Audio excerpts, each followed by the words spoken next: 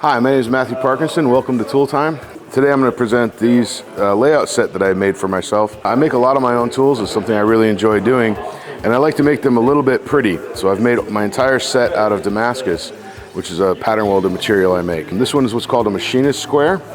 It is used to lay out square lines from a corner or for reference lines when you're cutting stock out. This one is a scriber. This is used to scribe a line, as I've done here, or to deeply mark something so that I can get a line in there. This is a center punch, and this one is used to mark a hole and prick a hole so that the drill goes in the proper spot.